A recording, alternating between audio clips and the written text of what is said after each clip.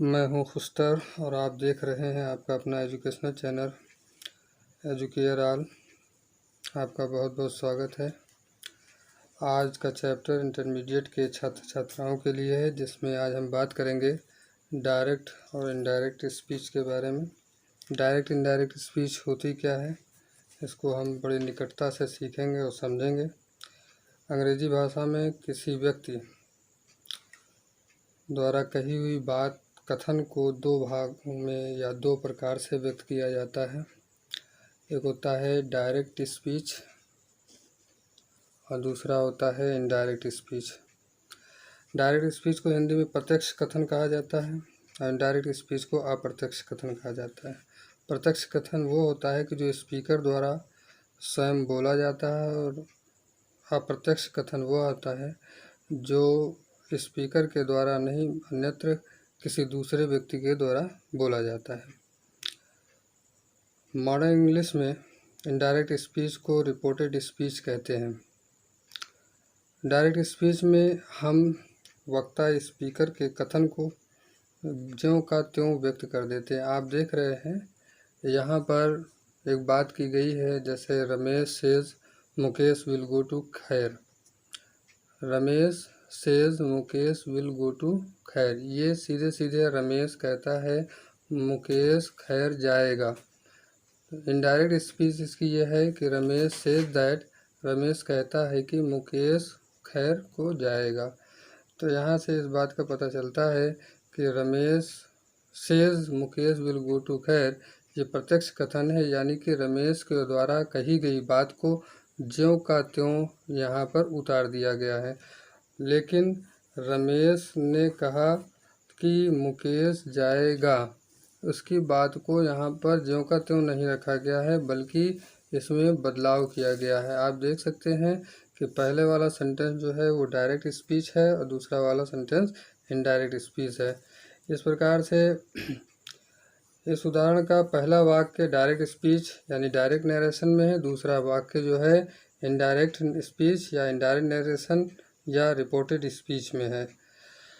वक्ता स्पीकर के कथन को जिस वर्ब से प्रारंभ किया जाता है, कथन को जिस वर्ब से प्रारंभ किया जाता है उसे रिपोर्टिंग वर्ब कहा जाता है। यहाँ पे आप देखिए कि ये जो बात की जा रही है, शुरुआत की जा रही है, रिपोर्टिंग वर्ब है। इसमें से जो है वो कैपिटल लेटर से लिखा जाता है।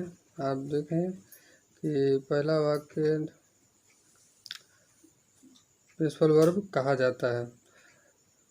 सेज को रिपोर्टिंग वर्ब कहते हैं। वक्ता के जिस कथन को इन्वर्टेड कामा के अंदर रखा जाता है उसे रिपोर्टेड पार्ट कहा जाता है। रिपोर्टेड पार्ट कौन है? ये रिपोर्टेड पार्ट है, रिपोर्टेड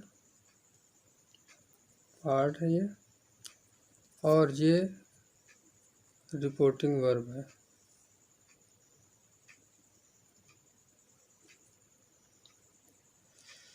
रिपोर्टिंग वर्ब ये है और रिपोर्टेड पार्ट इसका ये है। यानी वक्ता के कहने वाले वर्ब को जो है वो रिपोर्टिंग वर्ब कहा जाता है, और वक्ता ने जो बात कही है उसे रिपोर्टेड पार्ट कहा जाता है।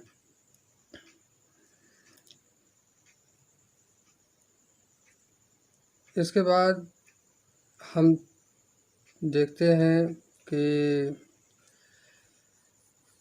किस प्रकार से चेंज किया जाता है direct narration, direct into indirect speech. Direct speech से इनडायरेक्ट स्पीच में किस प्रकार से हम बदल सकते हैं। बदलने के नियम भी हैं बहुत सारे, लेकिन आगे हम थोड़ा देखते हैं कि इसमें क्या क्या परिवर्तन होता है, किस प्रकार से परिवर्तन होता है। हमने यहाँ पर एक उदाहरण ले रखा है, जैसे Rama said I am very busy now. तो Rama said that he was very busy now. आप देख रहे हैं कि यहाँ पर ये प्रोनाउन का परिवर्तन कर दिया गया है। एम यानी कि सेंटेंस को बदल दिया गया है।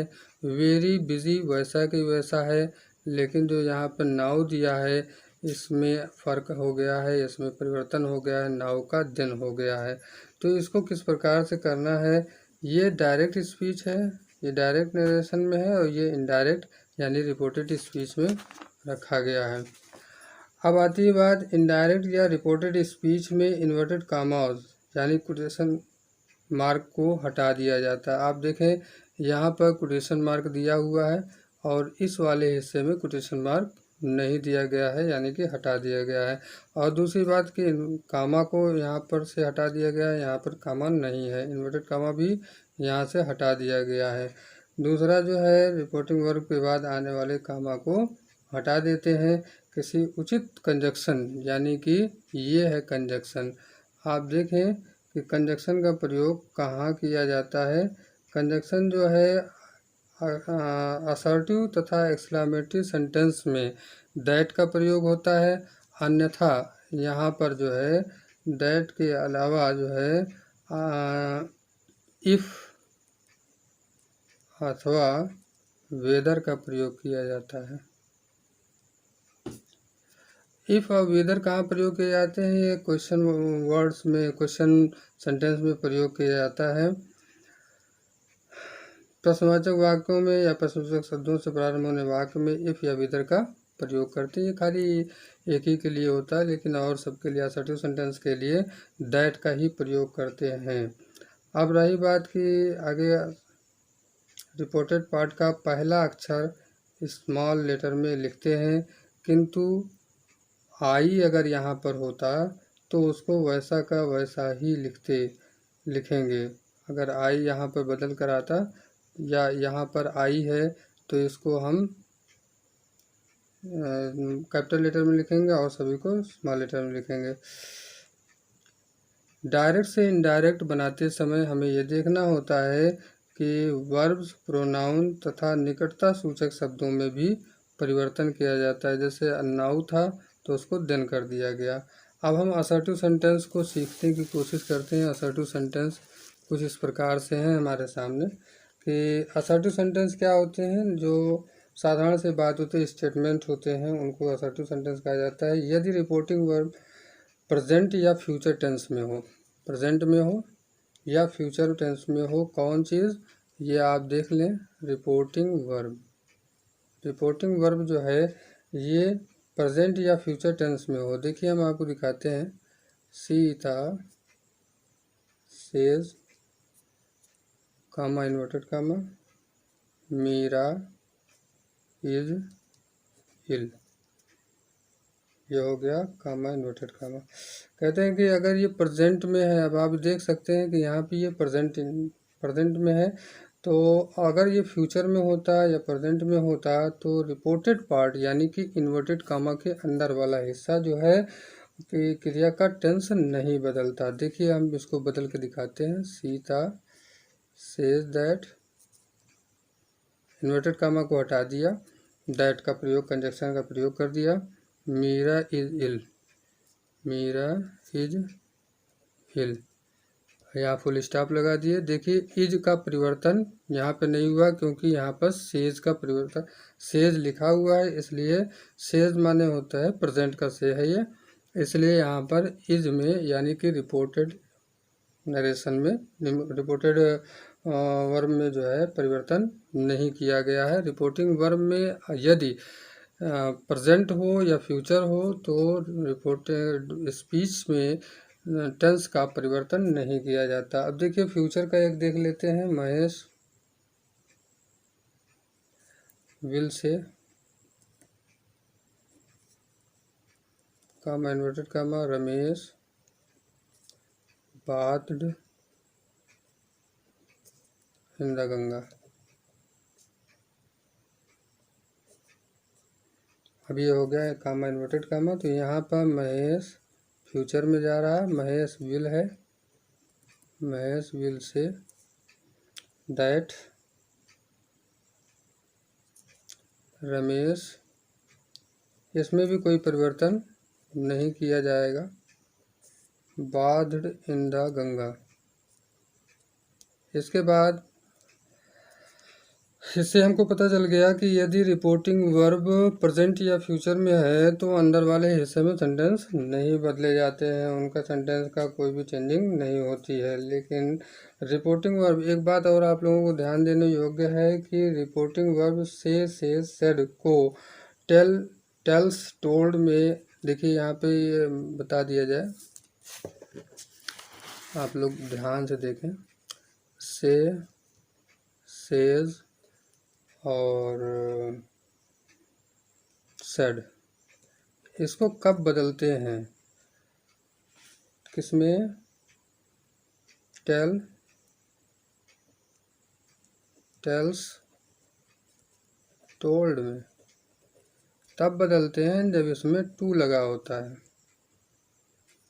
से में टू लगा होगा तब टेल हो जाएगा, सेज में टू लगा होगा तो टेल्स हो जाएगा, सेड में टू लगा होगा तो टोल्ड हो जाएगा। इस बात को बहुत गौर से ध्यान रखिएगा कि जहाँ पर से, सेज और सेड के साथ टू लगा होता है वहाँ पर टेल, टेल्स या टोल्ड हो जाता है। तो आपने देखा होगा कि सेड टू आता है तो सेड टू के साथ टोल्ड आता है, सेज टू आएगा तो टेल्स आ जाएगा, और से टू आएगा तो टेल आ जाएगा। तो हम बात कर रहे थे कि यहाँ तक हमने गंगा तक देख लिया, यहाँ सेंटेंस में कोई परिवर्तन नहीं हुआ। अब हम थोड़ा इस बात को सीख लें कि किसके साथ कौन सा परिवर्तन होता है, कौन सा सेंटेंस के साथ कौन सा परिवर्तन होता है। प्रेजेंट इंडेफिनिट टेंस के साथ जो है, अब आप इसको बात को समझें कि प्रेजेंट इंडेफिनिट टेंस होगा कहाँ, प्रेजेंट इंडेफिनिट टेंस यहाँ पर होगा। प्रेजेंट इंडेफिनिट टेंस को हम आपको दिखाएं कि प्रेजेंट इंडेफिनिट टेंस ये यहाँ पे अगर आप देख पा रहे हो तो देखें, कृष्णा प्लेज क्रिकेट, ये प्रेजेंट इंडेफिनिट टेंस है। यहाँ पे PLAYS का प्रयोग किया गया है, ऐसे पता चलता है कि इंडेफिनिट टेंस है। तो Rama said Krishna pledge cricket, इससे पता चल रहा है कि ये इंडेफिनिट है।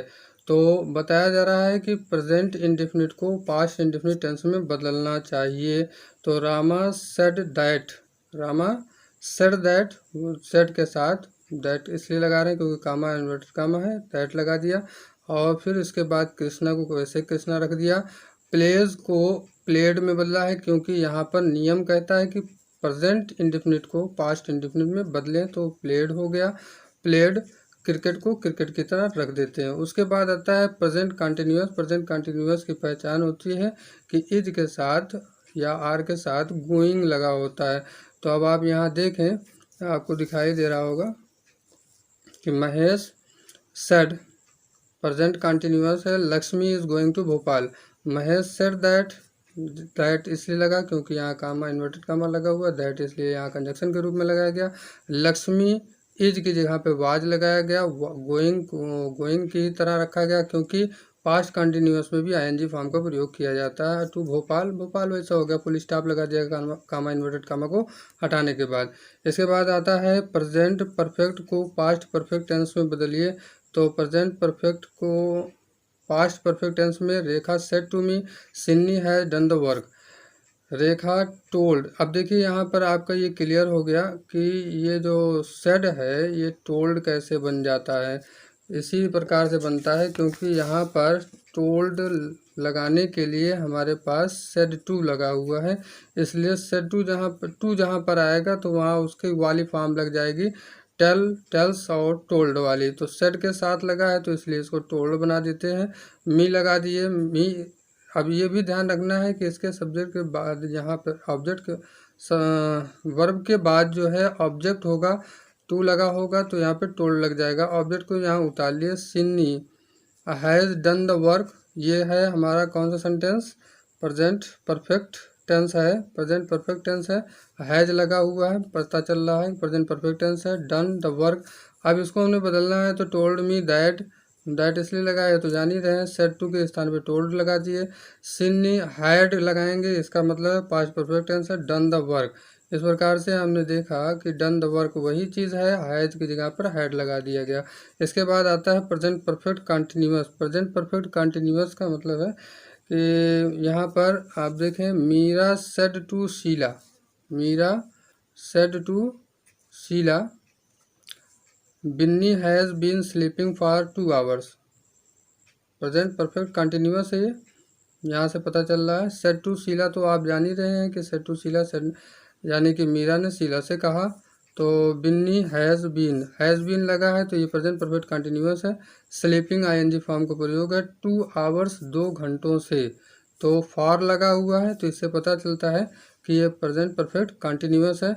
मीरा टोल्ड सेड टू की जगह पर टोल्ड लगाया गया, फिर शीला लगाया गया, उसके बाद कंजक्शन दैट का प्रयोग किया गया। बिन्नी वैसे ही उतार दिया गया, हैज बीन को हैड बीन में बदल दिया गया और स्लीपिंग को स्लीपिंग ही रखा गया है। फॉर 2 आवर्स 2 घंटों के लिए, ये बात 2 घंटों के लिए वैसे ही लिखकर फुल स्टॉप लगा दिया गया। इस प्रकार से हम देखते हैं कि और भी बहुत से सेंटेंस हैं, जैसे कि Vijay said to Kumar Satish will not go there.